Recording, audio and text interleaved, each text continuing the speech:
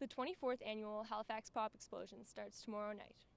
With headliners like Hey Rosetta, Keys and Crates, and Bad Bad Not Good, I set out today to hit the streets and see what Halifax thinks of this year's lineup. I'm from Toronto, and I go to Dow for microbiology. Cool. And have you heard of Halifax Pop Explosion? Not really. Yeah. Have you heard of any of the people who are going to be on the lineup? No, nothing like that. So have you heard anything about the lineup for Halifax Pop Explosion? I actually haven't.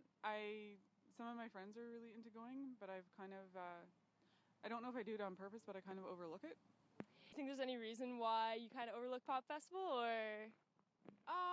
It could be. I don't have a huge disposable income for going out, and my musical tastes have changed a little bit over the last little while, and I'm kind of into, when I'm seeing a live band, I'm kind of into watching brass bands right now. Have you ever heard of Halifax Pop Explosion? Yes, I have.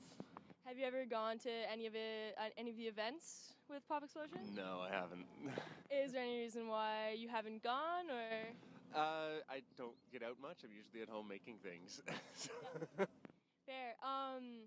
Have you heard about the lineup at all? Like, do you know any of the bands that are playing?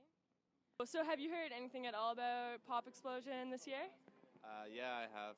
Some of my classmates have talked about it. Apparently there's some good bands playing. I don't know any of them, but yeah. Cool. And do you plan on going to any shows?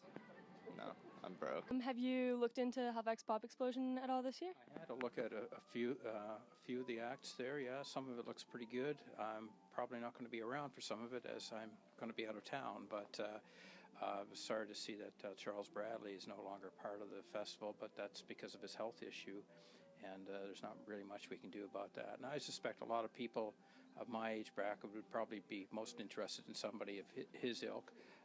The younger bands, some of them I'm familiar with, and some of them not so familiar with. I think